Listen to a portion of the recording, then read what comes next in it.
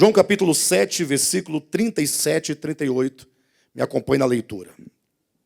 No último dia, o grande dia da festa, levantou-se Jesus e exclamou: se alguém tem sede, venha a mim e beba. Quem crer em mim, como diz a Escritura, do seu interior fluirão rios de águas vivas. Queridos, João capítulo 7 é um capítulo muito maravilhoso. Um capítulo que nos revela verdades muito profundas, sobretudo no que diz respeito à natureza da religião. Lógico, o termo religião, se você buscar no latim a sua origem, você perceberá que religião significa o ato de religar. Ou seja, a ideia original dessa expressão é a atitude de Deus, do homem em relação a Deus, de se reconectar com o Criador, de se reconectar com o divino, o que já pressupõe que se o homem precisa de se reconectar com Deus, é porque ele está desligado, ele está separado de Deus em razão do pecado. Entretanto, com o surgimento de muitas ideologias acerca da verdade, com o tempo esse termo religião acabou sendo um termo para se referir às muitas formas de pensamento e às muitas formas de ideias acerca do divino, acerca de Deus, a ponto de nos dias de hoje muitos, inclusive nós, usarmos o termo religião num sentido pejorativo.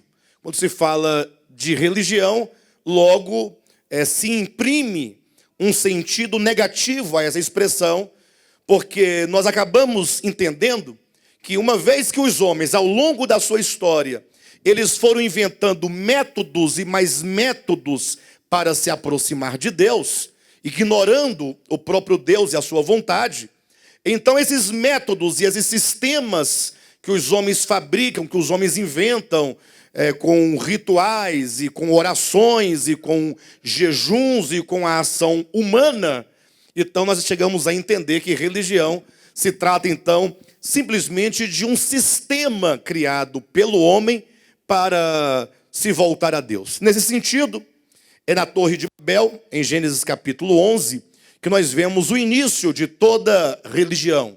Babel, que viria a ser Babilônia, e que por fim no Apocalipse é apresentado como a Grande Babilônia.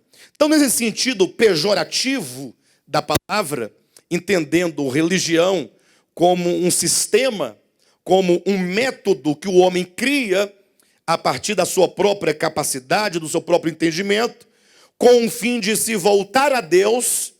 Então, essa ideia de religião, esse sentido negativo, é o sentido que nós vamos usar hoje aqui. Toda vez que nós falarmos religião, você entenda então como esse ismo, como esse sistema que o homem inventa e cria para se aproximar de Deus. Ok? Bem, o tema da nossa mensagem é o vazio da religião versus a plenitude da vida. E todos os atos que ocorrem aqui no capítulo 7 de João, ocorrem durante uma festa chamada a Festa dos Tabernáculos. É uma festa dos judeus, dentre um conjunto de 7 festas que os judeus realizavam anualmente. Havia um calendário de festividades, começando pela Páscoa. Então, a última das festas, dessas 7, era a Festa dos Tabernáculos. Era talvez a festa mais bonita que tinha o povo de Israel.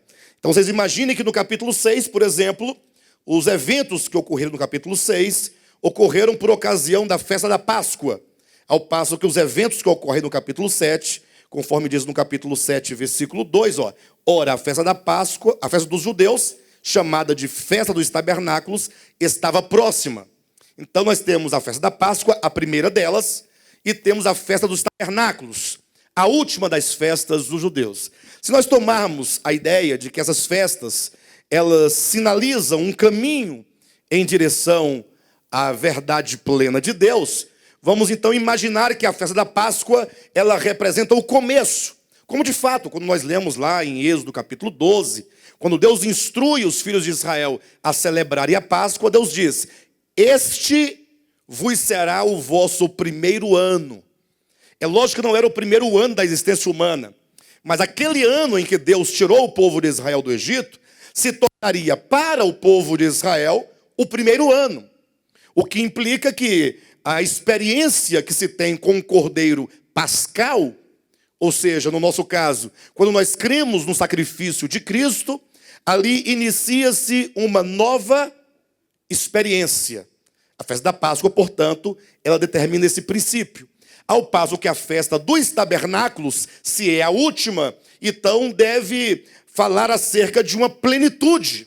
Porque se teve um começo, festa da Páscoa, e essa pessoa então foi se envolvendo e foi crescendo e avançando em experiência e em conhecimento de Deus, passando pelas próximas e outras festas, ao chegar na última festa, logo a ideia é de que se alcance uma plenitude.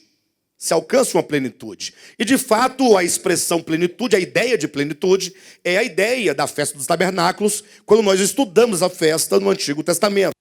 Bem, mas para o povo de Israel, em que consistia de fato a festa dos tabernáculos? A festa estava ligada a dois acontecimentos muito importantes. Quando o povo de Israel celebrou a primeira festa do tabernáculo, era para que eles se lembrassem.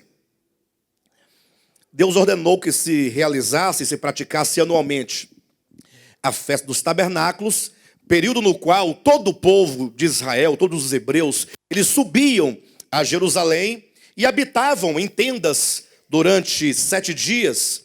E assim Deus ordenou para que eles se lembrassem que eles um dia foram peregrinos no deserto. A festa da Páscoa era uma festa de ações de graças. Era uma festa de celebração. Era uma festa em que o povo comemorava o cuidado de Deus por eles durante toda a peregrinação no deserto. Eles se lembravam, então, de como Deus tinha uma pedra, né, que os seguia, e dessa pedra saía água para poder matar a sede do povo de Deus. Eles se lembravam do maná que Deus enviava do céu para alimentar o povo no deserto. Eles se lembravam da nuvem que guiava o povo durante o dia e durante a noite. Então, todo o cuidado de Deus que eles tiveram durante seus 40 dias ou 40 anos no deserto, eram, portanto, nesse dia, nessa festa dos tabernáculos, a comemoração. Eles faziam então a celebração, habitando em tendas e se lembrando que foram peregrinos e agradecendo a Deus e celebrando o nome de Deus por todo o cuidado que Deus havia dado a eles durante aquele tempo de peregrinação. Mas a festa do tabernáculo também estava ligada a um outro evento.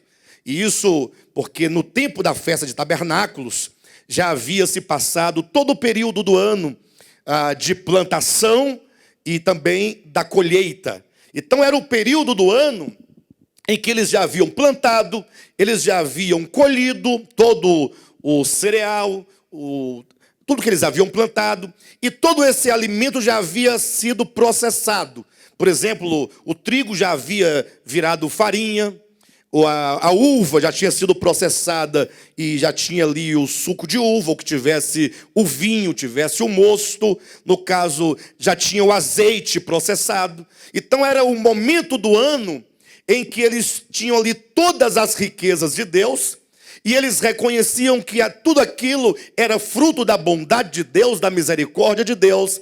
E então eles agradeciam a Deus pela chuva temporã, pela chuva serôdia. Então eles subiam a Jerusalém para essa grande celebração e essa grande adoração e esse grande agradecimento por todas as bênçãos que Deus havia dado naquele ano ao povo de Israel, pela bênção da chuva que havia caído, havia regado a terra e aí proporcionou tantos alimentos que eles conferiam aquilo ao próprio Deus. Então era uma festa maravilhosa. Era uma festa cheia de brilho, cheia de cânticos. Diz alguns historiadores que eles acendiam 4 grandes candelabros e que os sacerdotes faziam a procissão indo até o tanque de Siloé, com vasos de prata. Eles pegavam a água lá do tanque de Siloé e levavam em procissão até o altar no templo, onde ali era despejado. Então essa festa das águas lembrava não somente a água com que Deus supriu a sede do povo de Israel no deserto, mas também lembrava a chuva temporã, a chuva serôdia, que caindo sobre a terra proporcionaram a eles aquela grande colheita. Então pensa numa festa maravilhosa. Era uma festa regada com muita música, com muita dança, com muita alegria. Então o povo estava ali no ápice da sua experiência enquanto nação e no ápice da sua experiência de plenitude, de alimento e de tudo mais. Então é exatamente no contexto de uma festa dessa em que ocorre todos os eventos aqui do capítulo 7 que eu quero trazer para vocês aqui pelo menos 4 aspectos importantes que João faz referência aqui nesse capítulo. Ou seja, 4 grandes coisas João coloca diante dos nossos olhos, exatamente dentro do contexto de uma festa religiosa, uma festa de um calendário do povo de Deus. Então vamos começar pensando que esse povo não era qualquer povo que celebrava essa festa. Era o povo de Deus, era o povo escolhido, era o povo eleito.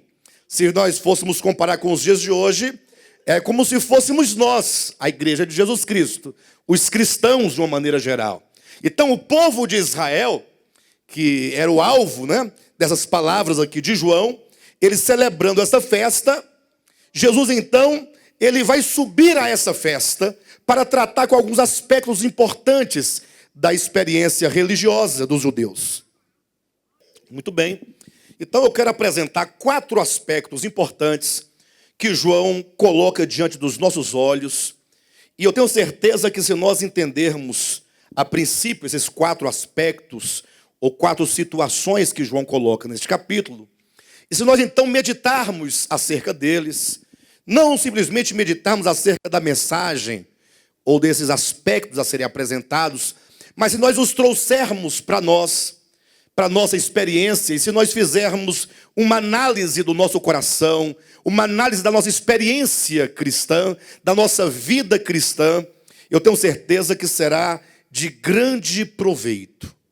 Eu quero começar aqui lendo com vocês os primeiros 5 versículos deste capítulo. Diz assim: passadas estas coisas, Jesus andava pela Galileia, porque não desejava percorrer a Judeia, visto que os judeus procuravam matá-lo. Ora, a festa dos judeus, chamada de festa dos tabernáculos, estava próxima. Dirigiram-se, pois, a ele e os seus irmãos, presta atenção nisso, e lhe disseram: deixa este lugar e vai para a Judeia, para que também os teus discípulos vejam as obras que fazes. Porque ninguém há que procure ser conhecido em público e, contudo, realize seus feitos em oculto. Se fazes essas coisas, manifesta-te ao mundo, pois nem mesmo os seus irmãos criam nele. Olha que coisa interessante.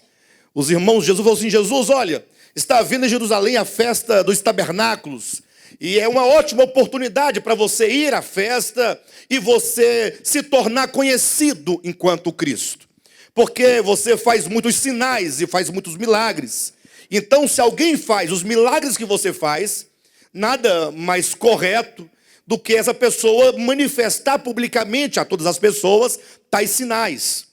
Ora, mas João, que tinha um olhar agudo sobre as coisas, ele diz o seguinte: os irmãos de Jesus falavam deste modo com ele, porque não criam nele. Aí eu pergunto para vocês, ora, os irmãos de Jesus, porventura, não haviam visto os milagres que Jesus havia feito?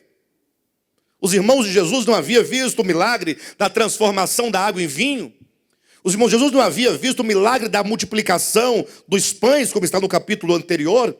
E eles próprios declaram aqui no versículo 4, ou no versículo 3, dizendo que Jesus fazia tais sinais. E portanto ele diz: se você faz tais sinais, então por que você não faz isso publicamente? Porque você não aproveita a festa dos tabernáculos essa grande festa, essa grande celebração, em que se reúnem centenas e milhares de pessoas e mostra isto ao povo. E aí nós nos deparamos com uma situação interessante, porque ainda que os irmãos de Jesus, pelo menos até o atual momento desse evangelho, embora eles vissem os sinais que Jesus realizava, é dito no versículo 6, no versículo 5, né? Eles não criam em Jesus. E aqui é o primeiro ponto que eu quero falar para os irmãos, a questão da fé. Porque muitas vezes nós estamos vivendo uma vida cristã pensando, não, eu creio em Jesus. E o crer em Jesus é algo muito diferente do que se costuma ver na religião ou nas religiões. Vamos colocar aqui todas as religiões enquanto mecanismos meramente humanos, sistemas humanos que os homens inventam com o fim de alimentar, na verdade, a crença das pessoas, alimentar um acreditar em determinadas coisas, mas essa suposta fé, ela é incapaz de modificar as pessoas. Razão porque o cristianismo, ele, como todas as religiões, né? O cristianismo ele está na terra pelo menos há 2000 anos. E o que Cristo disse acerca da sua igreja? Ele falou para os seus discípulos, olha, quando vocês se tornarem um, o mundo crerá que eu sou o enviado do Pai. Olha a responsabilidade da igreja de Jesus Cristo. A fim de que todos sejam um, para que o mundo creia que tu, ó Pai, me enviaste. E se passaram 2000 anos, e muitas pessoas acabaram se tornando cristãs na grande religião chamada cristianismo. Entretanto, o mundo continua incrédulo com respeito à pessoa de Jesus. O mundo não tem sido afetado por meio da fé cristã. O mundo não tem sido influenciado. Pelo contrário, muitas vezes o cristianismo, mesmo historicamente, ele tem sido visto como uma grande arma de destruição de pessoas. Muitos foram mortos ao longo da história, mortos fisicamente. E ultimamente nós podemos falar de uma certa morte espiritual e física, morte de almas, porque a mensagem que é pregada não é capaz, de fato e de verdade, de levar as pessoas a uma genuína e a uma verdadeira relação ou um relacionamento com Deus para a salvação da sua alma. E eu coloquei aqui, eu pedi para o Gilson colocar, eu não sei se ele já preparou, 2 conceitos desenvolvidos essa semana que eu quero compartilhar com os irmãos. Eu quero falar acerca da fé de 2 maneiras. Existe aquilo que nós mais conhecemos, que é a fé teológica. Ora, o que é a fé teológica?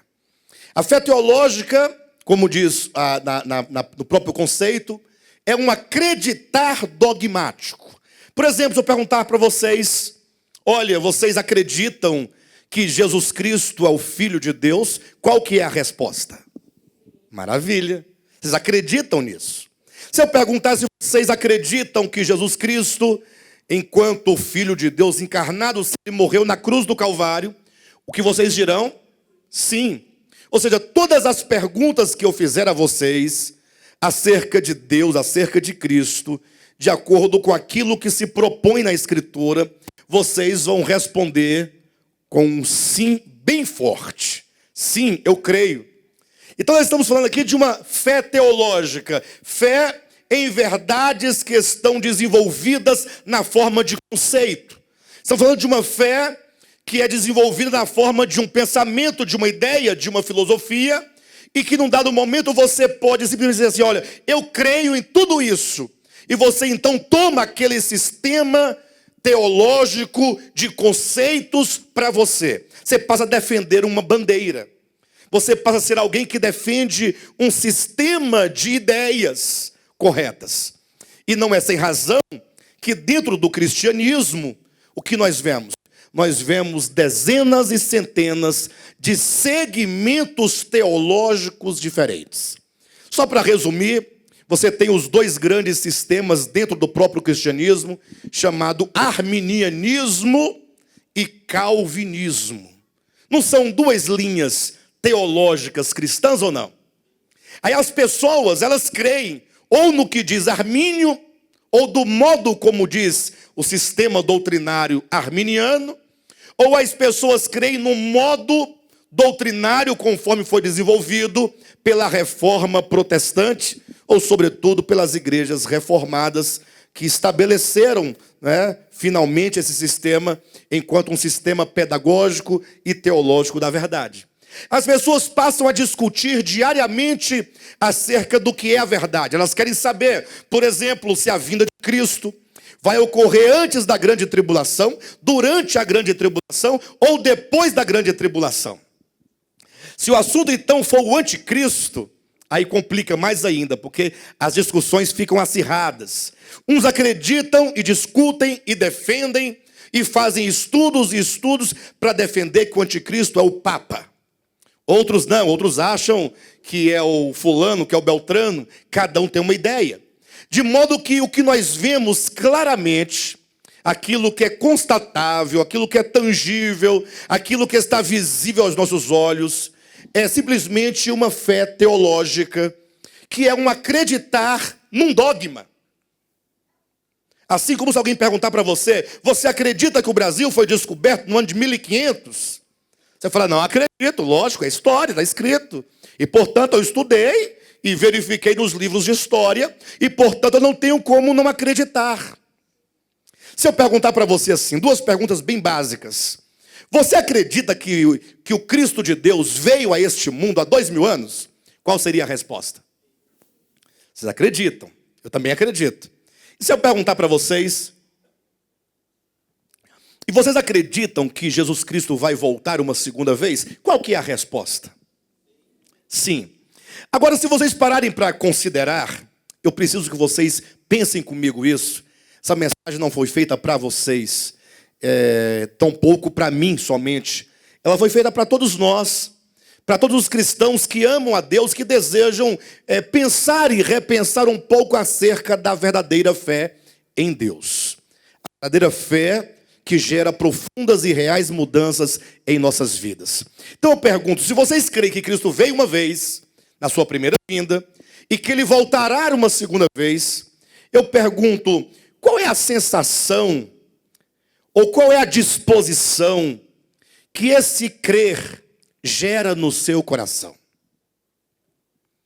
Ou será que nós temos apenas esse conceito de vinda de Cristo, e dizemos então que nós acreditamos que Ele veio uma vez, e que acreditamos que Ele virá uma segunda vez, e eu pergunto, mas o que isso muda na sua vida? Ou o que isso muda na minha vida? Alguém poderá responder, pastor, muda muita coisa. Muda tanto que se você observar, olha, é porque você não me conheceu antes, mas eu não era flor que se cheire. Olha, eu bebia, parei de beber. Eu fumava, parei de fumar. Usava uma maconhinha, parei de usar a maconhinha. Eu fazia festa na minha casa e tocava, dançava até de manhã, né, irmã Vera? Cadê a Vera? E agora eu parei de dançar e não danço mais até de manhã. Acabou. Olha, houve ou não houve mudança? Pastor, eu ia para a praia, ficava lá de fio dental. Hoje eu uso uma coisa mais confortável, né? Outros dizem, não, eu nem à praia vou, porque isso é pecaminoso. Um tanto de gente nu, pelado, não dá certo. Então eu não vou. Então a minha vida mudou. Eu comia deste modo, não como mais, vestia daquele modo, não me visto mais desse modo. Eu cantava as músicas de Bruno e Marrone. Cadê o Alain? E agora eu não canto mais. Agora eu só canto Fernandinho. Só canto Thales Roberto. Só essa turma de Deus. A vida mudou ou não mudou? Mudou? Não mudou absolutamente nada. Você trocou de roupa somente. O ser, o coração e a alma não mudaram efetivamente. A fé dogmática, ou a fé teológica, que é um acreditar dogmático, um acreditar fixo, imutável, que não se pode verificar, é incapaz de dinamizar o viver e de influenciar o mundo exterior. E aqui está, portanto, a explicação, e aqui está, portanto, a causa de toda a nossa fraqueza espiritual. Imagine só no início da história da igreja. Deus deixou ali 11 homens. Se nós colocarmos Paulo, que veio posteriormente, como nascido fora do tempo, nós temos 12 homens. Temos um grupo de mulheres e um grupo de santos, irmãos. Talvez ali, se nós tomarmos Atos capítulo 1, como nosso paradigma, diríamos que nós teríamos uma média de 120 pessoas. Hoje à noite nós temos aqui uma média de 120 pessoas, um pouquinho mais, mas digamos que fôssemos nós aqui os primeiros discípulos de Cristo. Pensem comigo por um momento. Apóstolo Josué Argolo, apóstolo Juraci, apóstolo Renato, se nós fôssemos aqueles primeiros cristãos. Pense comigo, apóstolo Jailson, né? A irmã Maria, mãe de Jesus, a irmã Maria, irmã da irmã Maria, mãe de Jesus, Maria Salomé. Imagine se nós aqui fôssemos aquele primeiro grupo de discípulos de Cristo, com essa fé que nós temos hoje. O que aconteceria em relação ao mundo e ao evangelho? O que vocês acham? Fala para mim. Numa boa, tranquilo, sem estresse, não precisa ficar triste. E se você se entristecer, que seja uma tristeza segundo Deus, que gera arrependimento. Mas nós temos que refletir um pouco. O pastor Josué falou há pouco agora que ele recebeu uma ligação de uma pessoa do exterior, ou do Brasil, não sei bem, mas que propôs a ele, em razão do Facebook, o pastor Josué que cuida do Facebook da igreja, o que está diariamente mexendo, não é, pastor Josué? Então, ele foi o contato dessa pessoa para oferecer um programa de pregação via televisão para 67 e 65 países em toda a Europa. Puxa, que maravilha! Que maravilha se nós pudéssemos pregar em 65 países europeus essa palavra. Na televisão. Ele me disse, eu perguntei o valor, ele falou, e ele falou que nós esprememos daqui. Não esprememos nada, não esprememos não, Josué. Na verdade, você é porque é muito gentil. O fato é que logo eu falei assim, irmão, por enquanto nós não temos como ter nenhum compromisso, além do que já temos. Porque hoje a nossa situação é uma tentativa de manter o que nós temos. Não temos como agregar mais uma despesa. Agora, isso não é porque nós não temos. Temos. Eu tenho. Você tem. Todos nós temos. Ou não temos, pessoal? O Alexandre tem? Quer ver a prova que o Alexandre tem? O Alexandre tinha um carrinho. Não era um carro ruim. Eu tinha um CrossFox. Mas já era 5 anos de uso, bem. Aí eu pensei, eu quero comprar um outro carro. Aí fui lá, olhei os carros, olhei. Rapaz, quando eu vi uma Tucson preta, eu falei, mas que maravilha. Eu acho que esse é o carro que Deus tem reservado para mim. Só pode ser, deve ser bênção de Deus. Aí vi, olhei o preço, vai daqui, vai dali, faz os cálculos, baixa, qual o juro melhor, vai. Comprei a Tucson. Já paguei, graças a Deus. Paguei durante 4 anos, está quitada. Hoje não vale 1/3 do que eu paguei, mas eu comprei. Olha aí. Olha, se eu comprei, eu posso. Ou não? Já viu alguém comprar um carro sem poder? Tem uns que compra. Mas esse que compra é doido. Tem problema de cabeça. E aí vai lá o pastor Josué e compra um apartamento. Aí ele vai lá, vai o pastor Renato e compra isso. Aí vai o Alan, compra aquilo outro. E nós compramos, e nós pagamos, e nós podemos. Lógico, tudo é muito difícil, nada é muito fácil. Mas nós temos recursos que Deus tem nos dado. O problema é que quando diz respeito à obra de Deus, aí nós ficamos um pouco pensativos. Talvez nós não acreditemos muito nessa obra. Mas não se ofenda nem se tristeza, pelo amor de Deus. Nós temos que pensar sobre nós. Mas não é questão financeira também, não tem nada a ver com questão financeira. A questão financeira é apenas um elemento dentre tantos outros. Digamos, se nós fôssemos aqueles 12 ou aqueles 120 no primeiro século, e Deus nos designasse a nós para fazer a obra de pregação do Evangelho, com a disposição que nós temos, com a fé que nós temos, eu pergunto para você, o Evangelho chegaria pelo menos na esquina de Jerusalém? Temos que pensar. Pastor, mas por que será? A gente vive num tempo difícil. Eu não entendo, pastor. Ora, a Escritura já profetizava e profetiza até hoje, aí em vários lugares, né? Profetiza esses tempos finais. A Escritura profetiza dizendo, meu Deus.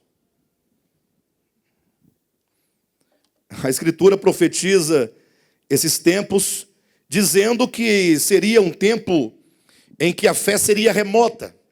O próprio Cristo também disse, quando vier porventura o Filho do Homem, achará porventura fé sobre a terra? Também está em Apocalipse capítulo 3, a partir do versículo 14, falando da condição da igreja dos últimos dias, que seria uma igreja que nem é fria e nem quente. Antes, diz a Escritura, fosse fria ou quente. Ou seja, não é uma igreja definida, porque o ser morno é ser indefinido.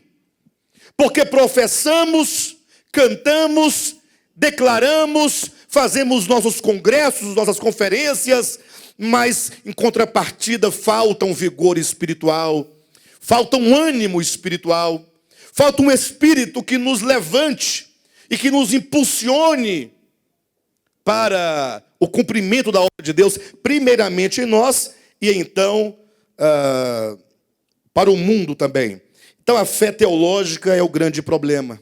E eu preciso pensar, eu como Alexandre, eu particularmente, preciso pensar, Senhor, será que o que eu tenho é apenas uma fé teológica?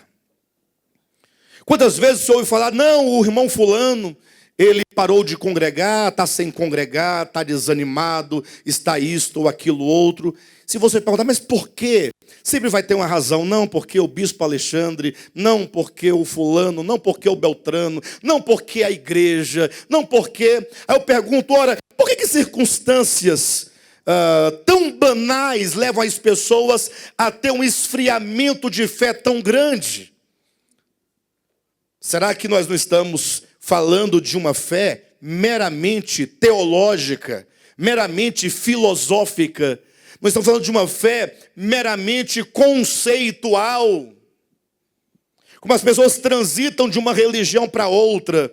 A pessoa é budista, aí ela ouve o evangelho do ponto de vista teológico, conceitual, filosófico, ela abandona o budismo, se torna agora do cristianismo. Amanhã ela larga o cristianismo, se torna um muçulmano. Amanhã ela larga o Islã e se torna alguma outra coisa. E as pessoas vão migrando de fé, vão abandonando os sistemas teológicos, os sistemas filosóficos e assumindo outros. Numa escala menor, a pessoa nasceu no lar da Assembleia de Deus, ela larga a fé da Assembleia de Deus e pega da Adventista do sétimo dia. Está entendendo a minha trajetória? Aí larga da Adventista e pega um outro sistema. Aí larga aquele e pega um outro. E aí ele fica sempre atrás de um melhor sistema que melhor defina. Só que a despeito de toda essa busca de um melhor sistema que melhor defina o que é a verdade, quanto de tudo isso é gerado dentro do coração, é gerado dentro da alma. Os próprios irmãos de Cristo não criam nele, a despeito de virem todos os dias, ou de verem todos os dias, os sinais, os milagres que ele fazia. Está aqui o texto. Mas daí nós não podemos parar simplesmente num conceito do que seja uma fé teológica. Temos que avançar para o conceito real de fé, portanto. Aí nós temos então a fé orgânica do Evangelho. Porque uma coisa é a fé teológica, outra coisa é a fé orgânica. E o próprio termo orgânico já fala que é uma fé que é gerada. Ela faz parte do ser. É uma fé ontológica. É algo que pulsa dentro daquela pessoa. Enquanto foi dito que a fé teológica é um acreditar, nós temos que a fé orgânica do Evangelho, por sua vez, pura, dinâmica e experiencial, é um saber, é uma convicção, é um conhecer. Ou seja, não é porque alguém me disse, não é porque alguém me instruiu, porque alguém me convenceu de algo. Não, é um saber, é um conhecer, é algo que está dentro de você. A fé orgânica do Evangelho não pode ser simplesmente ensinada por homens. O que o homem pode fazer, e somente isso, é ensinar a fé teológica. Venham aqui que eu vou passar para vocês a fé teológica, toda ela. Eu vou explicar para vocês por que a encarnação de Cristo faz todo sentido e não se contradiz com a ciência. Venham aqui que eu vou provar para vocês trazendo os 5 silogismos que provam a existência de Deus. Venham aqui que eu vou provar para vocês por que a salvação não pode ser adquirida por obras humanas, mas tão somente pela graça e pela fé. Aí vocês vão saber, façam o querigma, façam qualquer outro tipo de curso, e vocês, após tudo isso, poderá ter todo um conhecimento sistematizado, conceitual da verdade. Pastor, mas a fé teológica ela é desprezível? Não, ela tem o seu valor. O problema é que a fé teológica, que é a verdade ensinada meramente do ponto de vista conceitual, são como se fossem placas que estão ao longo de um caminho. Já quando você pega o seu carro e você pega uma estrada, você viaja, as placas são importantes para você, sinalizam, é para orientar, não é? Só que você se apega à primeira placa e agora você vai, vou ficar aqui com ela, ou você recebe a orientação e segue em frente e abandona a placa. Você vai embora, as placas vão ficando para trás, porque o que importa é o seu destino, o que importa é o seu alvo. Então a palavra teológica, do ponto de vista conceitual, tem a sua importância, e quando aquela que sinaliza o que é, mas que nós não devemos parar nelas e ficar segurando as placas a vida toda, porque nós cristãos ficamos carregando doutrinas e conceitos a vida toda. Você vê a pessoa daqui a 30 anos... ela está dizendo para você, pois é, e aí, a salvação se perde ou não se perde? Ele quer saber, ele continua. E aí, o anticristo é Nero ou não é Nero? É?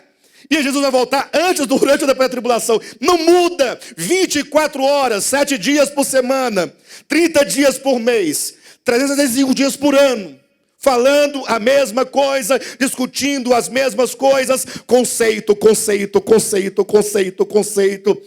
Ou seja, nunca chegará ao destino, nunca chegará ao alvo, porque está simplesmente ou estão envolvidos com as placas que sinalizam.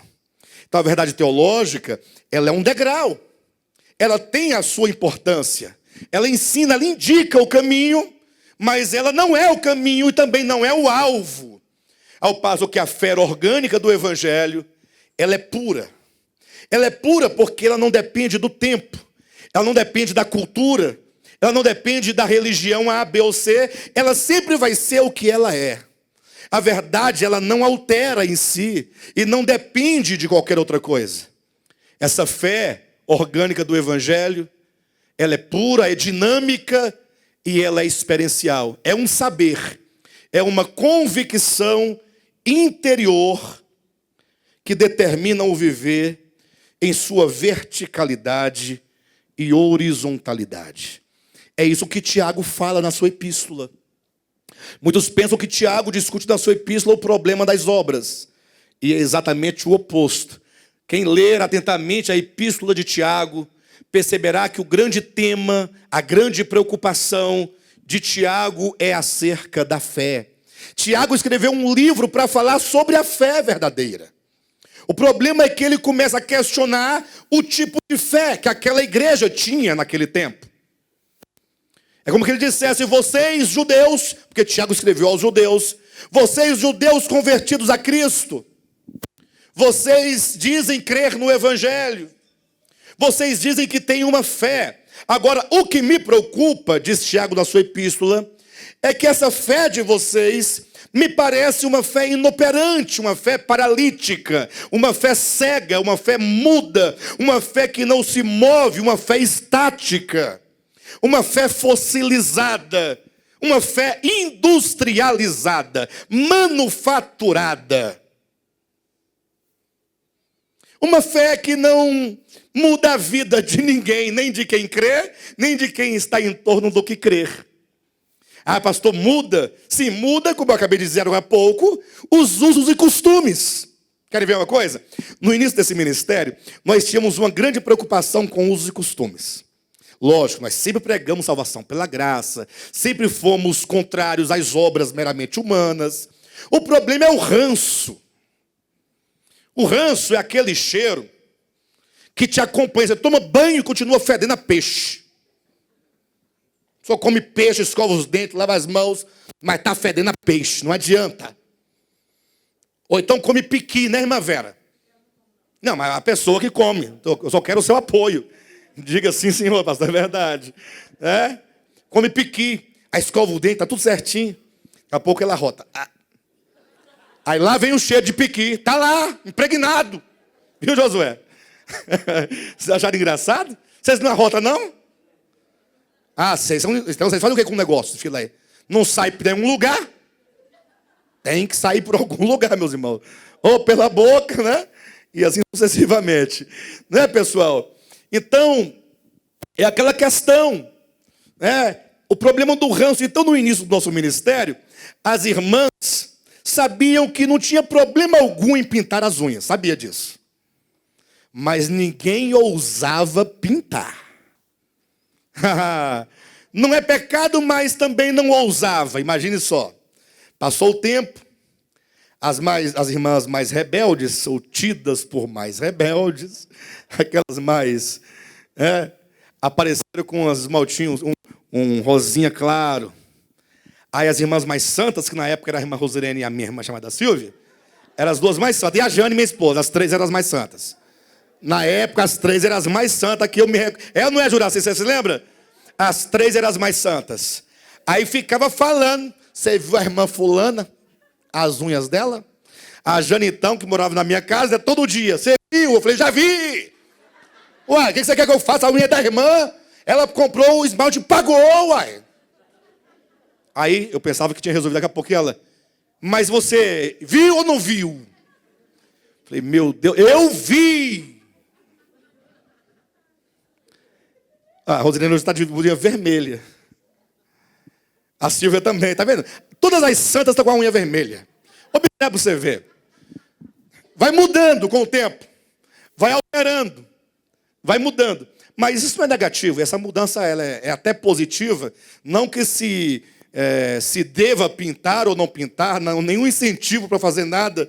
Mas como isso não tem nada a ver, cada um tem que usufruir da sua liberdade em Cristo. Amém.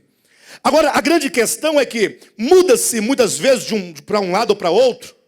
A grande questão nossa é essa fé orgânica do Evangelho, que é o saber, que é uma convicção interior, ela precisa alterar o nosso coração, a nossa alma. Ou seja, a nossa preocupação enquanto igreja não deve estar baseada nas coisas. Não, porque o irmão Jailson... O que tem o Jailson, gente? Nós temos que estar preocupados o quanto que o amor de Cristo tem sido gerado dentro de nós.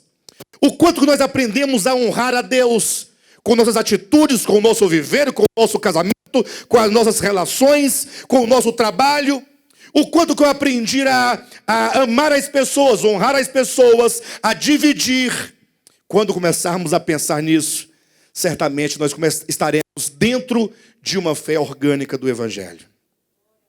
Aí tudo começa a mudar, tudo começa a se alterar. Então o primeiro ponto que eu trouxe para vocês, essa reflexão, é para nós pensarmos exatamente acerca da nossa fé. Porque imagine vocês que dentro do capítulo 7, em que fala acerca da grande festa dos religiosos judeus, a maior das festas, o clímax de todas as festas religiosas dos judeus, nós deveríamos pensar, puxa, esse povo chegou no ápice de uma experiência maravilhosa com Deus, ou não? Chegou no ápice. Mas não, o capítulo começa dizendo que os próprios irmãos de Cristo não criam nele. Alguém poderá dizer, pastor, não culpe as demais pessoas. João foi específico falando dos irmãos de Jesus. Mas calme, espere para você ver o restante. Para você ver como é tão fácil e tão simples e tão comum que as pessoas têm uma grande religião bem organizada, bem planejada, bem estruturada, bem definida teologicamente, mas pode não ter nenhuma relação com Cristo. Imagine vocês que o próximo tópico, se o Deus quiser tirar, por gentileza, fique à vontade. É como que a religião, no caso aqui a religião judaica, ela faz forte oposição a Cristo. E aí que é um paradoxo, porque deve-se imaginar, puxa vida, me parece que quem deve fazer oposição a Cristo deve ser os pagãos, não? Os macumbeiros da quimbanda, da umbanda. O que vocês acham? Esse povo, né? Esse povo deve fazer forte oposição. Ou qualquer outra religião. Agora, os judeus, como pode ser? Afinal, o Cristo de Deus é o Messias prometido a eles. Veio o Messias prometido de Deus, e agora esse povo organizado, na forma de uma religião meramente humana, porque se trata não da fé dos hebreus, mas se trata do judaísmo, que se configurou, se estruturou e se definiu por ocasião dos últimos 400 anos antes de Cristo, sobretudo ali com o retorno do povo de Israel dos cativeiros. Então, retornando eles, tudo começou a se configurar numa grande religião de profunda hostilidade a Deus e, sobretudo, de grande hostilidade ao Cristo de Deus. Estranho, porque quando o Cristo de Deus chega em Jerusalém, ele encontra todo mundo ali envolvido na sua religião judaica. Envolvido no templo, envolvido com os rituais, com as festas, com as celebrações, com os ritos. Entretanto, Cristo percebe que tudo aquilo era vazio, era destituído de realidade espiritual, de que eles estavam ali envolvidos e trabalhando em prol da sua religião, mas os corações estavam distantes de Deus, não estavam pensando em Deus, não estavam buscando a Deus, eles estavam simplesmente praticando a sua herança religiosa na forma da sua religião, por meio dos seus ritos. E agora vem Cristo, e ele vai entrando ali em Jerusalém, nessa grande festa. A Bíblia diz que ele foi para o templo e começou a ensinar na metade da festa em diante, no terceiro dia, ou quarto, para frente ele vai para o templo.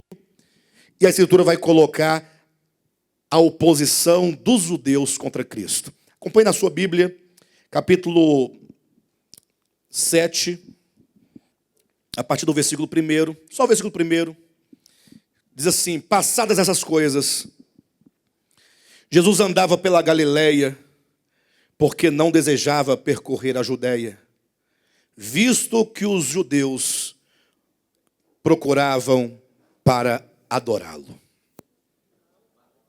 Matá-lo. Quem procurava Jesus para matá-lo? Os judeus? Ora, mas quem são os judeus? Quem são os judeus? O povo escolhido. Que mais? O povo, se é escolhido, é o quê? Separado, santificado. É o povo de Deus, é o único que poderia representá-lo naquela situação. E ainda que o Cristo de Deus, ou que Jesus não fosse o Cristo de Deus, justificaria querer matar alguém? Muito mais sendo ele o Cristo de Deus. Diz a Bíblia que os judeus procuravam matá-lo. Veja o versículo 19 do capítulo 7. 19 em diante. Jesus fala assim para os judeus: não vos deu Moisés a lei? Olha, eles tinham a lei, eles tinham a Torá, eles tinham os mandamentos. E aqui Cristo vai tocar profundamente num aspecto essencial. Ele diz: não vos deu Moisés a lei? Qual a resposta? Sim, Moisés nos deu a lei. Aí ele continua: contudo, ninguém dentre vós a observa. Vocês têm a lei, mas não observam a lei. Prova que nós não observamos. Prova. Não é assim? Prova. O que diz a lei no 6º mandamento? Não matarás. Cristo diz no versículo 18, ou melhor, no versículo 19: não vos deu Moisés a lei, contudo ninguém dentre vós a observa. Por que procurais matar-me? Olha, vocês têm a lei, foram instruídos, vocês têm os ensinamentos na forma rudimentar, na forma de mandamento, portanto na forma teológica. Vocês têm as placas de sinalizações. Vocês sabem que os mandamentos, seja do Antigo ou do Novo Testamento, são como as placas que sinalizam a vontade de Deus. Mas não se deve se apegar aos mandamentos e ficarem carregando os mandamentos nas costas ou as placas nas costas. Estão vendo? Eu levo as placas, os mandamentos. Não, elas indicam onde você deve chegar. Até que ponto a vida deve crescer em você para você atingir a perfeição orgânica do Cristo que habita dentro de você e dentro de mim. Então Jesus está reprovando, dizendo: Moisés deu a lei a vocês, contudo vocês não observam. Por que procurais matar-me? Respondeu a multidão. Quando a pessoa perde, porque todo mundo sabe que todo mundo queria matar Jesus. Se você ler o capítulo 7 todo, vai ver que a multidão estava discutindo a questão de Cristo. Começaram perguntando: cadê ele? Ele quem? Você não viu? Ele está por aí, o Messias, o Cristo, Jesus de Nazaré. Alguém viu? Não, até agora ninguém viu. E eles começaram a discutir entre si, se ele era de Deus, se era do demônio. E o capítulo 7 vai demonstrar que muitos queriam matar a Cristo e queriam prender a Cristo. Primeiramente prendê-lo, para então matá-lo. E agora então, imaginem só vocês, que Cristo disse que a lei foi dada a esse povo todavia não observava, e eles queriam matar a Cristo. E quando Cristo perguntou: por que vocês querem me matar? Ora, por que você não responde? Eu quero matar porque eu tenho raiva de você. Não gosto de você. Não engulo você, tenho inveja de você. Você chegou agora e veio lá de Belém, de Nazaré, e quer tomar o nosso lugar. Você quer ser o tudo. Mas não, o que eles disseram? Tem demônio. Esse homem só pode estar endemoniado. Aí Jesus continua dizendo, olha na sua Bíblia, versículo 20, né? Respondeu a multidão: tens demônio, quem é que procura matar-te? Versículo 21, replicou-lhe Jesus: um só feito realizei, e todos vós admirais. Ele faz referência à cura que ele fez no capítulo 5 de João. Pelo motivo de que Moisés vos deu a circuncisão, se bem que ela não vem dele, mas dos patriarcas, no sábado circuncidais um homem. E se o homem pode ser circuncidado em dia de sábado, para que a lei de Moisés não seja violada, por que vos indignais contra mim, pelo fato de eu ter curado num sábado ao todo homem? Não julguei segundo a aparência, e sim pela reta justiça. Então nós temos aqui uma religião que primeiramente tem uma fé meramente filosófica. Meramente filosófica. Mas como é que você pode provar isso? O próximo item vai dizer. Uma religião que, a despeito de ter a lei, de ter os regulamentos, de ter os mandamentos, de ter os estatutos, de ter todas as coisas bem ordenadas e definidas, agora eles transgrediam a lei. E essa transgressão da lei se dá de maneira muito sutil. E aqui 2 pontos são colocados. Primeiro, a lei diz não matarás, e vocês querem me matar. E segundo, a lei diz que não se deve trabalhar no sábado. Entretanto, vocês encontraram dentro da lei que se ordena que uma criança deve ser circuncidada ao 8º dia. E se o 8º dia cair num sábado, aí vocês vão lá e circuncida, porque a lei não pode ser transgredida, embora vocês estejam transgredindo. Ou seja, justifica-se a não transgressão pela transgressão. Ou justifica a transgressão pela não transgressão. Então veja que esse povo, eles tinham uma fé sistêmica. Uma fé que poderia ser provada. Traga a lei. Moisés nos deu a lei. Só que ela não funcionava organicamente. E agora esse povo se organiza para matar a Cristo. Isso por uma razão muito simples. Veja os versículos 28 e 30. Que diz assim: Jesus, pois, enquanto ensinava no templo, clamou dizendo: vós não somente me conheceis, mas também sabeis de onde eu sou. E não vim porque eu de mim mesmo o quisesse, mas aquele que me enviou é verdadeiro, aquele a quem vós não conheceis.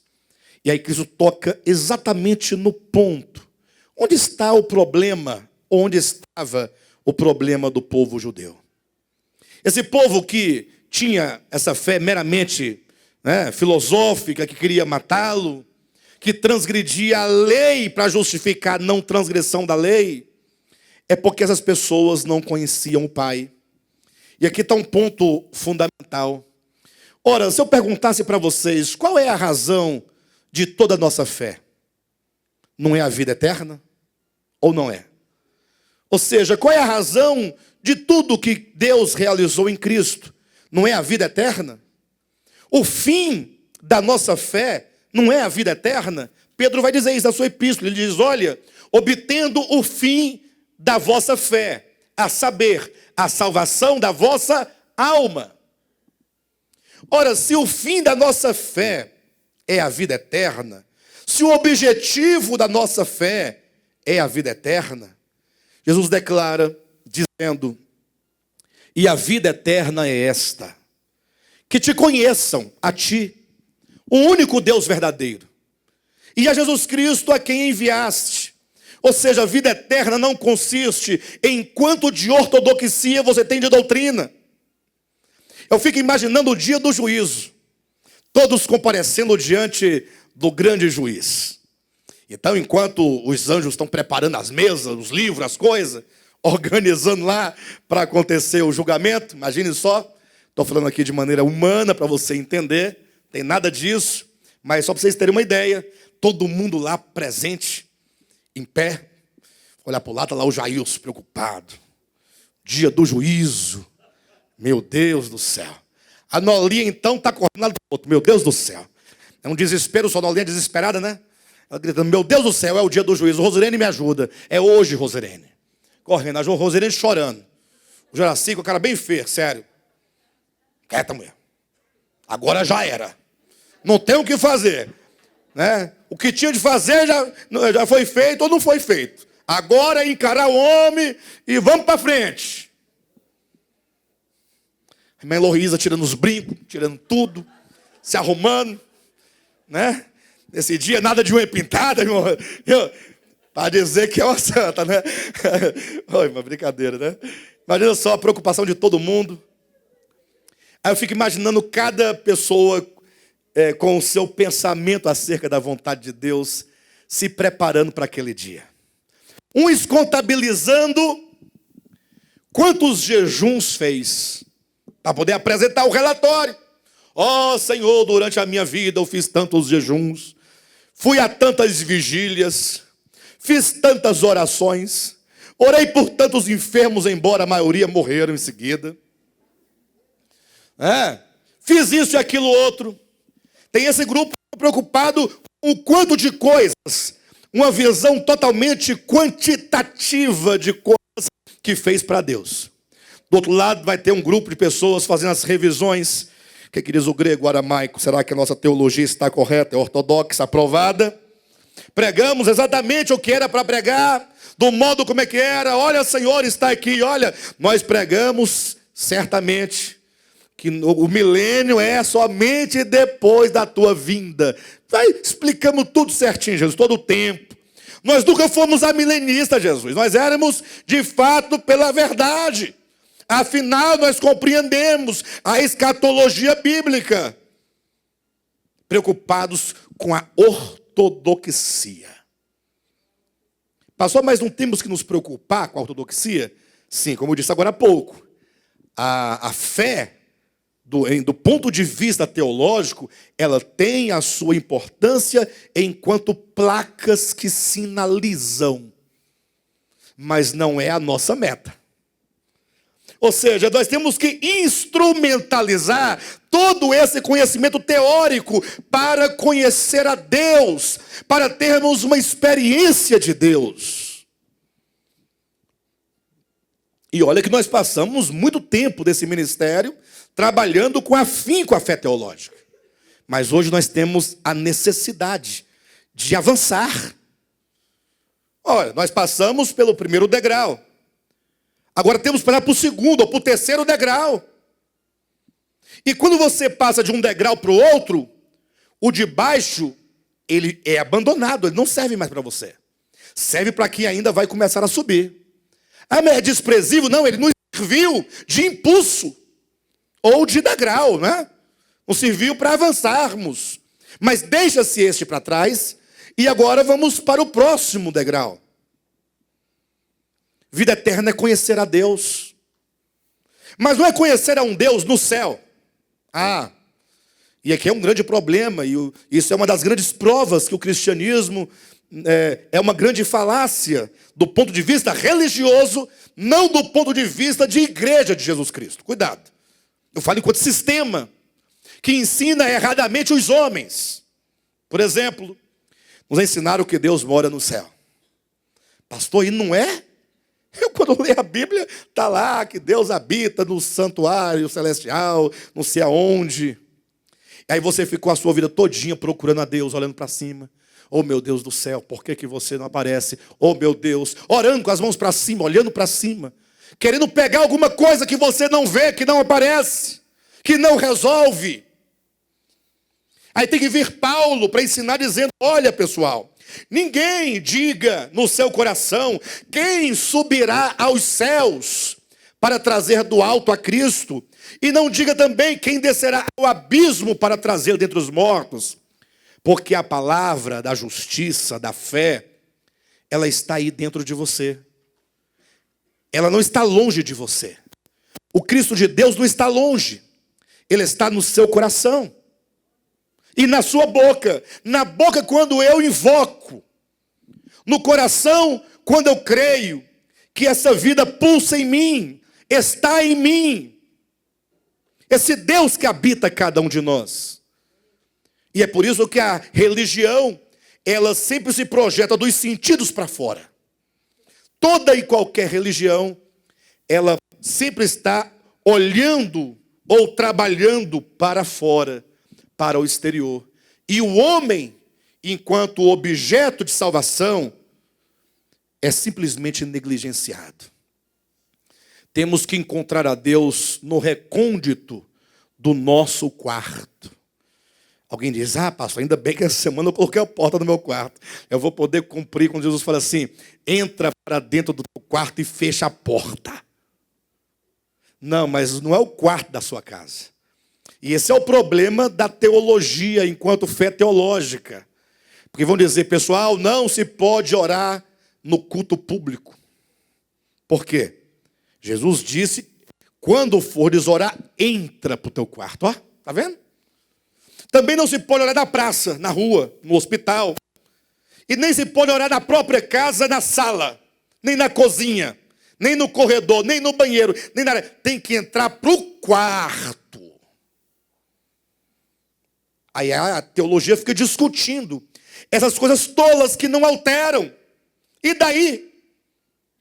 Querem ver uma coisa? Sem querer relativizar a verdade teológica, mas só uma perguntinha. Alguém aqui crê que Jesus vai voltar antes da grande tribulação? Deixa eu ver a mão. Se alguém acredita dessa maneira. Muito bem, tem 4. Alguém acredita que Jesus vai voltar durante a grande tribulação, na metade? Deixa eu ver as mãos. Mais 4, são 8. E alguém acredita que vai voltar só depois da grande tribulação? Ai, que beleza. E agora? Sim, e agora? Antes, durante e depois. E agora? E daí? A pergunta é, e daí? Rede nascer. O que acontece agora? Digamos nós criássemos um grande debate em todo esse assunto. E o Alain, teólogo, ganhasse a batalha. Não, um exemplo. Ai, ganhei! Ele tinha razão. Sim, e agora? O que vai acontecer? Nada. O que importa não é o antes, durante ou depois. O que importa é como nós, enquanto virgens, estamos aguardando pelo noivo. Se ele vier antes, que bom. Se vier durante, tá bom também. Se vier depois, também tá bom. O que não pode é deixar de vir. Vamos observar aqui como é que são as coisas. Você vê um calvinista discutindo com o arminiano. Ambos são salvos, ou não são? O arminiano é salvo, pastor Josué? Ou é condenado? Se crê em Cristo é salvo. E o calvinista? É salvo também? Dois salvos discutindo como é que é a salvação. Gente, vamos tomar posse da vida eterna. Olha que maravilha.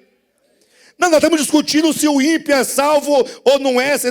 Bem, se for salvo, vai ser salvo. Pronto. E se não for, não vai ser salvo. Vamos pregar o evangelho. Vamos seguir. Pastor, mas eu posso crer de um modo? Pode. Mas use isso para melhorar a sua vida espiritual. Use todo o conhecimento todo conhecimento técnico ou teórico para você então avançar nessa estrada rumo à verdade de Deus experiencial vivida no coração. Nós precisamos de ter mudanças profundas. Agora, o que nós vemos é exatamente esse grande problema de se dar nenhuma importância ou pouquíssima importância para o conhecer a Deus. Conhecer a Deus. E onde eu posso conhecê-lo, pastor?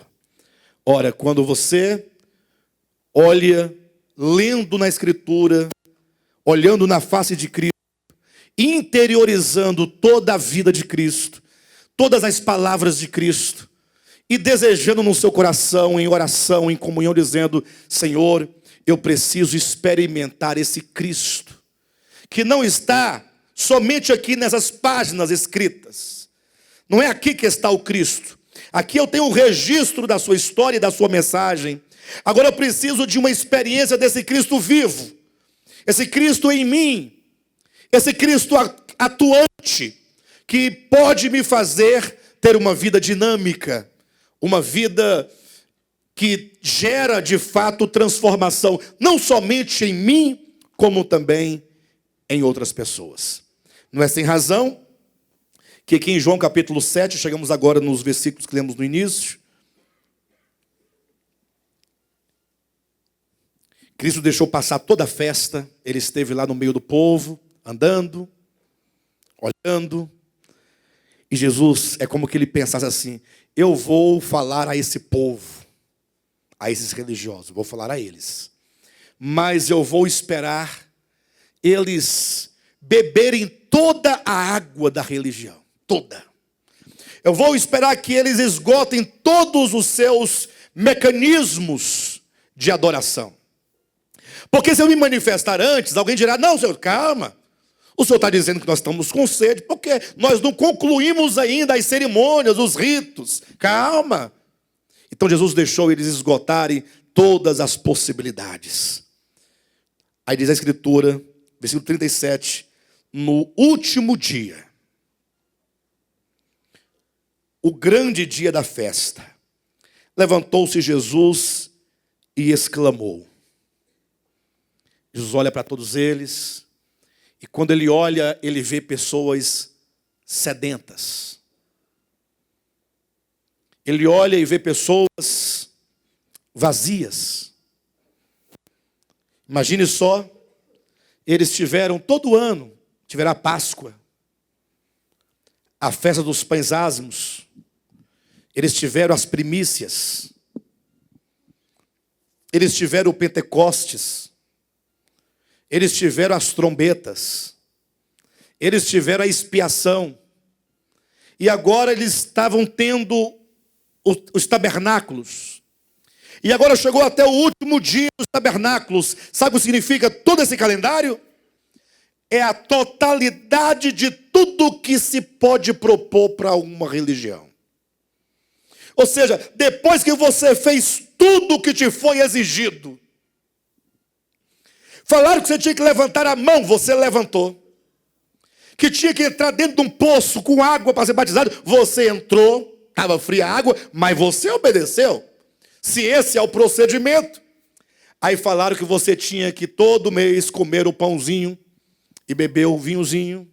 E você, comendo o pãozinho, não é vinho com tira-gosto, não, irmãos. Eu estou falando do partir do pão, tá? Comeu o pãozinho da ceia, do partir do pão, né, Josué? E o vinho, você comeu. Aí foi dito que você tinha que ir aos cultos de oração da terça-feira, ao estudo da quarta, ao culto de domingo, você fez. Falaram que você tinha que trazer uma oferta para a obra no Pará, você trouxe. Ou seja, você cumpriu todos os requisitos, todos. Você foi o melhor de todos, digamos assim. O problema é que você falhou no aspecto principal. Porque tudo o que aqui foi dito são coisas secundárias. Pastor, mas congregar com a igreja é secundário? É. Porque se você congrega por qualquer motivo que não seja o conhecer a Deus, o mero congregar não tem nenhum valor, absolutamente. Se você congrega porque o pastor vai saber se você está lá ou não, não tem nenhum significado. Se você dá oferta com medo do gafanhoto devorador, não tem nenhum significado. Ou seja, tudo que nós fazemos, e eu não estou aqui negando que existem vários procedimentos. O próprio Jesus Cristo ordenou o batismo em água. É simbólico? É, mas foi ordenado por ele. O partir do pão, semana que vem vai ter, né, pastor Josué? Partir do pão, segundo domingo. Também é simbólico, mas foi ordenado por Cristo. Congregar-nos é ordenado nas Escrituras.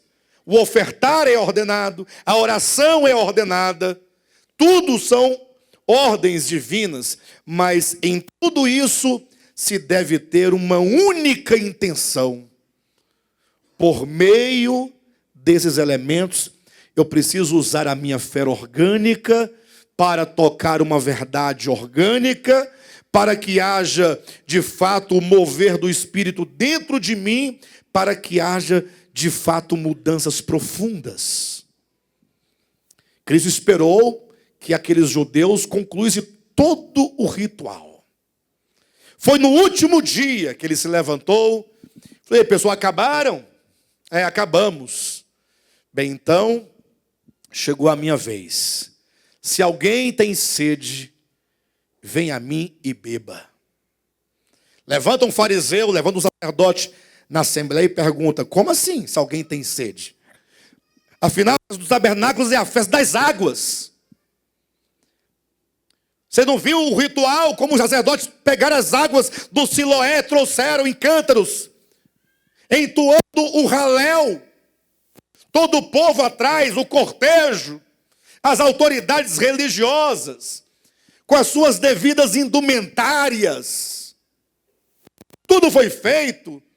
Tem alguém com sede aqui? Essa sede fala de uma insatisfação, de um vazio, de uma sequidão interior, que só Deus pode preencher. Ninguém mais pode. Ninguém mais pode. O problema é que os homens, eles têm dificuldade de perceber que a religião, e qualquer ela que seja, mesmo o cristianismo, não pode dar ao homem aquilo que Deus é. Aquilo que somente Deus é. Mais nada. Cristo disse, alguém tem sede, vem a mim e beba. E como diz a Escritura, do seu interior fluirão rios de água viva. E aí fala então agora de uma saciedade. E não somente de uma saciedade, mas de uma plenitude de saciedade. E não somente de uma plenitude de saciedade, Mas agora a própria pessoa, uma vez saciada pelas águas do Espírito, porque aqui fala sobre o Espírito Santo que seria dado, não dado no sentido de recebe agora, não, agora não, espera mais um pouco, mas no sentido de você tocar com profunda experiência o Espírito de Deus que é vida imanente em todos nós. É quando se toca a realidade de Deus em nós, quando entramos efetivamente no reino de Deus, quando existe uma verdadeira conversão, quando nós tocamos a realidade de fato, e agora essa pessoa se torna não somente uma pessoa saciada, mas ela se torna fonte de saciedade para outras pessoas. Porque agora rios de águas vivas fluem de dentro. Não é dito que ela receberia rios de águas vivas, mas é dito que do seu interior fluirão rios, fluindo de dentro de cada um de nós. E aí, a partir de tal experiência, todos os nossos problemas se tornam muito pequenos, se tornam insignificantes. Hoje nós vivemos ainda muito atribulados, falar a verdade, ou não? Muito angustiados, ou não? Não, eu não tenho angústia não, a angústia da vida. Quando você vê um filho, e você não dá conta daquele filho, e você fica angustiado, desesperado muitas vezes. Às vezes uma tristeza profunda, e você não sabe de onde ela vem, não sabe a causa. Todos os nossos problemas financeiros se tornam secundários e pequenos.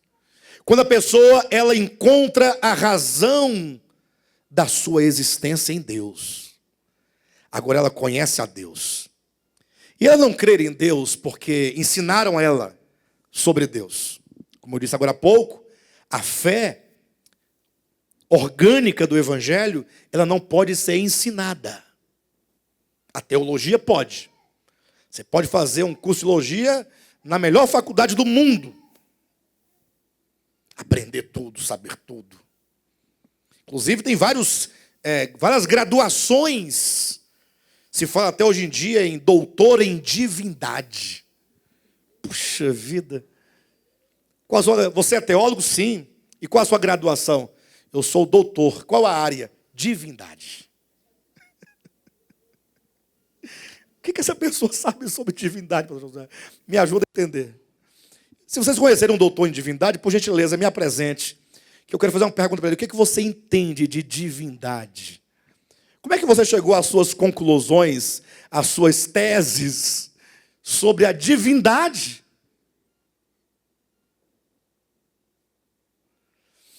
O próprio Cristo vai dizer, ele disse lá em João, no Evangelho, no capítulo 5, salvo engano, ele diz, ninguém, capítulo 8, né?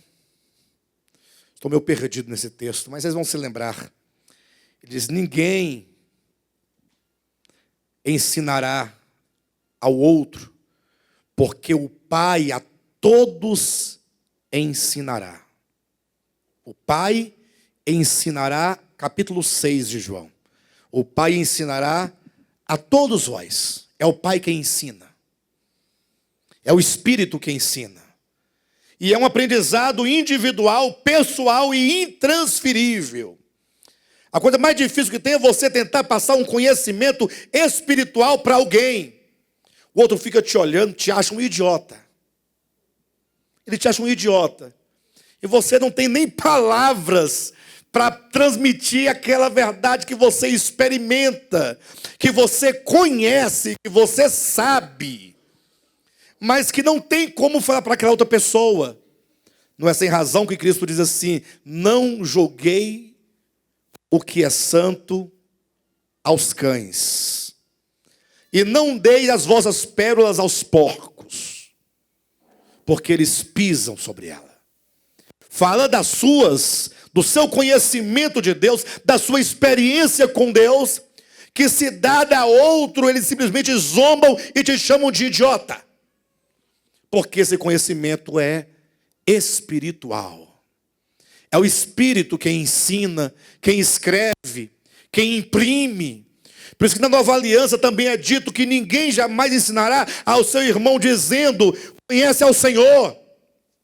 Como é que eu vou ensinar a vocês? Olha, conhece ao Senhor porque isso e aquilo outro. Ninguém fará isso porque é o próprio Espírito quem nos ensina. João vai dizer também na sua primeira epístola dizendo que todos conhecerão ao Senhor, porque a unção que dele recebemos nos ensina todas as coisas. Então olha que está o segredo. Qual é a nossa saída? Que caminho nós devemos tomar? Então, primeiro, vá para casa hoje e faça uma análise acerca da sua fé. Eu digo isso para os irmãos e eu quero ser honesto com vocês. Já contei algumas vezes aqui, mas eu nunca conto toda a história, eu conto flechas da história. Eu cheguei no momento em que fui obrigado por circunstâncias a rever a minha fé. Ontem o Paulinho falou assim: pastor Alexandre, na sexta-feira, no final do querigma, ele disse: pastor Alexandre, eu fiquei surpreso ouvindo você hoje no querigma falar que é indiferente se Cristo volta antes, durante ou depois da grande tribulação e que você não vê mais sentido nessa discussão. Ele falou assim: eu achei interessante, porque eu não esperava isso do senhor. Há um tempo atrás você ia provar que era no meio. Eu falei: Paulinho, dessa fase eu já passei. E ninguém pode me acusar dizendo que eu falo assim porque não conheço a teologia. Passei por tudo isso. Mas um dia, quando eu vi que a minha fé não fazia nenhum sentido prático, que eu poderia ser considerado por mim mesmo o maior exegeta, por mim mesmo, não por ninguém, considerado, mas que não tinha nenhum sentido, que na hora que eu mais precisava ou precisei, a teologia ficou longe de mim, só os papéis amarelados, os livros amarelados. Aí eu falei assim: peraí, parou tudo, porque eu tenho que saber que tipo de fé é essa que eu tenho. Que fé é essa? Que não serve para nada, só serve para poder fazer gráficos e mais gráficos. Foi aí que eu comecei a me despertar para a fé orgânica do Evangelho. Eu percebi que a fé do Evangelho, ou ela é do coração, a fé mais pura e límpida possível, despida de qualquer arranjo teológico. Despida de arranjo. Viu, pastor Josué? Não precisa de arranjo teológico. Lê os evangelhos. Já viu Jesus dizendo: pois é, vocês têm que saber como são as coisas, por isso, aquilo? Não. Ele passava e dizia: olha, o reino dos céus é como um semeador. É a palavra que cai no coração. E se o coração compreender, ela frutifica. Mas o parábola que já deu trabalho de interpretar foi essa parábola. Mas vem Jesus e fala: não, João, você não está entendendo, meu filho. É o seguinte, a semente é a palavra. E o que tem? Aí, ela é semeada no coração. Vai depender do seu coração, do acolhimento, do desejo, do valor que se dá a essa palavra. E quando você então se interessa e deseja muito por essa palavra, significa então que você compreende a palavra e por isso dar a ela o seu devido valor. E quando se compreende essa palavra, ela produz fruto. Fruto dentro de você.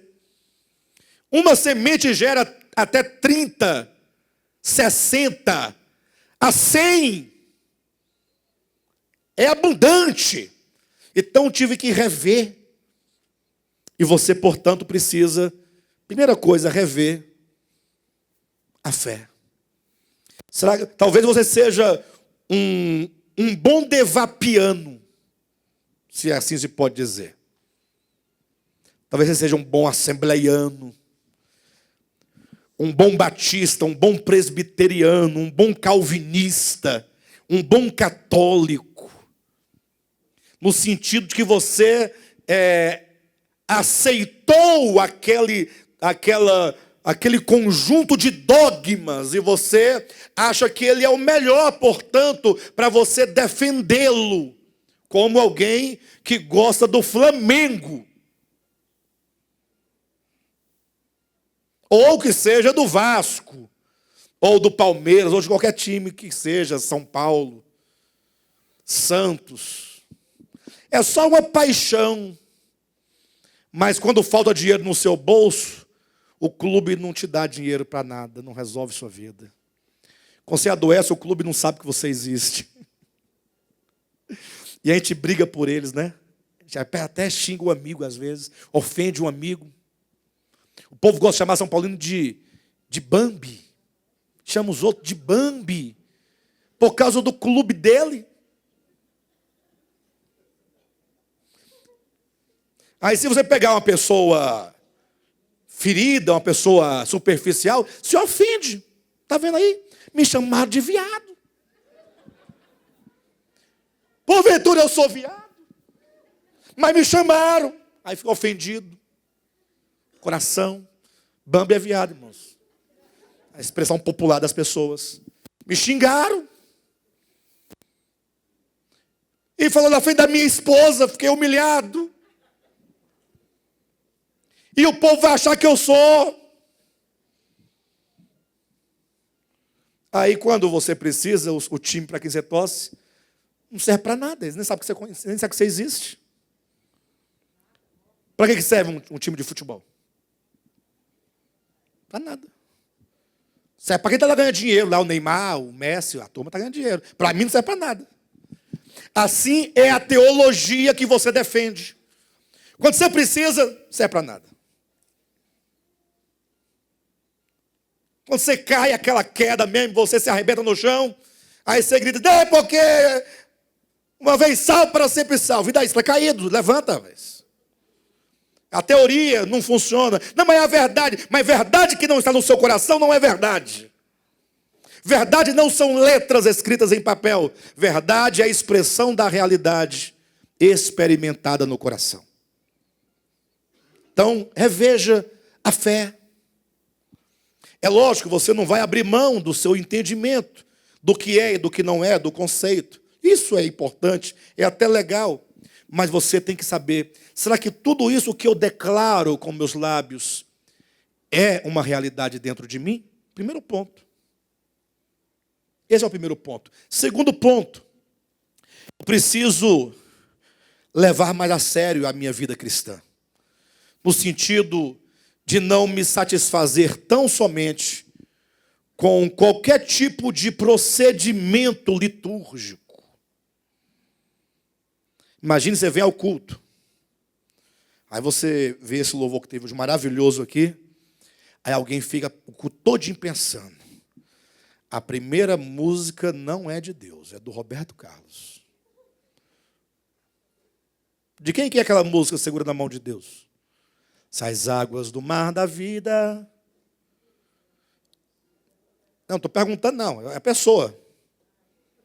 Essa música é secular. Quem? Carmen Silva? Padre Silva? Carmen. Eu conheço com o Roberto Carlos. Não, uma pancada de crente gravou. Mas na sua origem ela é secular. Fala de Deus. Aí irmão fica o culto todinho pensando.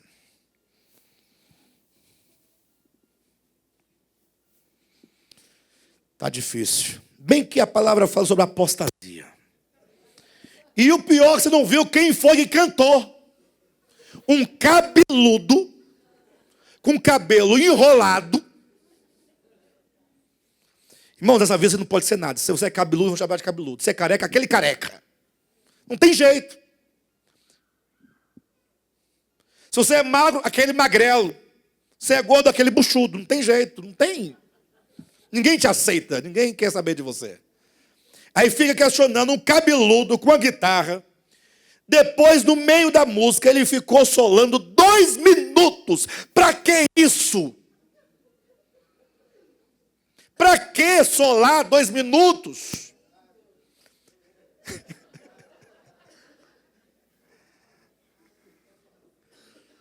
A pessoa fica pensando isso. Ela vai para casa pensando isso.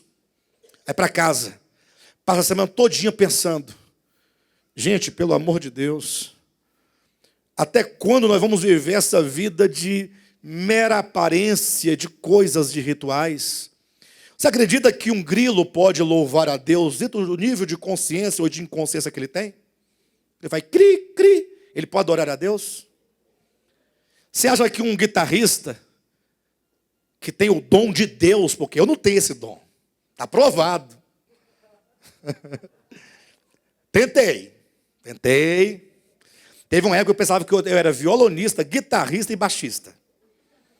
E cantor. Não, teve uma época, são fases, irmão, várias fases. Aí você vai entendendo, vai superar aquela fase, vai abandonando. Aí você acha que uma pessoa que tem esse dom de Deus, ele pode adorar a Deus fazendo aquele solo? Ou não? É você que está sentado aí que está com problema. Pode ser que o outro da guitarra aqui não estivesse adorando a Deus. Pode ser, mas eu não sei, isso é subjetivo. Mas eu tenho certeza que quem está sentado, olhando para a guitarra, com raiva da guitarra, para que 2 minutos de solo? Não está certo. Nós temos que entender que tudo isso nada importa. Nada importa. Tem igreja que não pode ter uma bateria. Olha a ideia deles. Não pode bater palma na hora do louvor. Eu me lembro que eu fui reprovado. E só não fui disciplinado porque eu era ancião da igreja. Mas teve um senhor mais velho da igreja, muitos anos. Eu fui cantar uma canção na igreja. Aí eu marcava o tempo da música batendo o pé aqui, ó. Só para marcar o tempo aqui, para não perder o tempo. Acabou o culto. Por que você estava batendo o pé? Você estava dançando. É a preocupação das pessoas.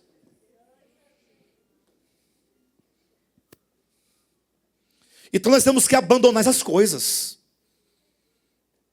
Vamos começar a adorar a Deus em espírito e em verdade. Voltado para o espírito, para o coração, para o interior. E daí, como disse Jesus, quando você limpa o interior do copo, todo o exterior fica limpo. As mudanças externas necessárias serão o resultado de um coração que aprendeu a amar a Deus, a repousar em Deus, a viver para Deus, a buscar a Deus. E aí tudo se acerta. E daí, tendo nós tamanha experiência, não somente nós vamos ter todas as dores, os problemas, as angústias, os medos, tudo resolvido, serão pessoas plenas, totalmente plenas. E mesmo enfermos estaremos plenos, mesmo com fome estaremos plenos. E na abundância, plenos. Quando Paulo diz, aprendi a viver contente em toda e qualquer situação, ele quer dizer, nada dessas coisas externas me abalam ou mudam a minha estrutura.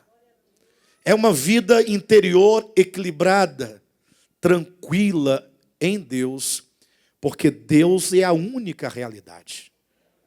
Por isso as outras coisas perdem o sentido, perdem o porquê. E aí, a partir daí, nós vamos deixar de lado uma experiência de ser uma mera denominação preocupada com qualquer coisa.